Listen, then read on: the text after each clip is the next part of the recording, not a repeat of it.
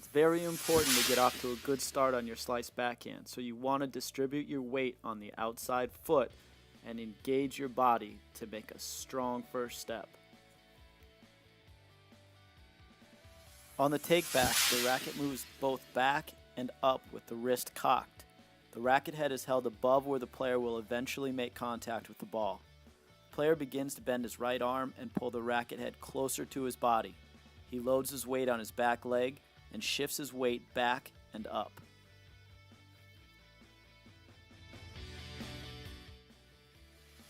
As the forward swing begins, the non-playing hand releases the racket, and your body weight shifts forward and slightly downward. This closed stance position will enable you to hit the ball in either direction, whether that be cross court or down the line. The swing's going to start with a slightly downward motion, which opens up the racket face.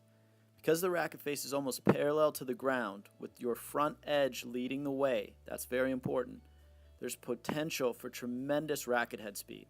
The racket's going to continue forward and accelerate through the point of contact. That's a very key point. You have to keep the racket head accelerating through to get that biting slice that you really want.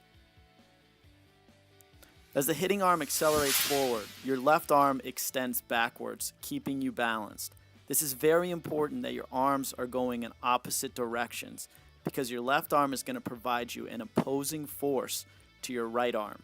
That way you can swing freely and create as much racket head speed as possible, yet not worry about stumbling forward, losing your balance while hitting the shot.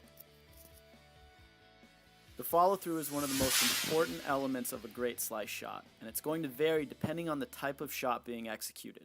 If you're hitting a slice lob, or a drop shot with your slice, or a normal defensive slice that lands deep in the court and low over the net, your follow-through may vary.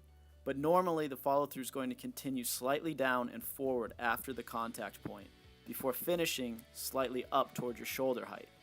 From this position, the player's back hip will swing around, and that will make it possible to take a recovery step in either direction. You can see Scott executing the slice perfectly, back in a perfectly balanced situation facing the net, almost back into a ready position where he can either defend or attack in either direction.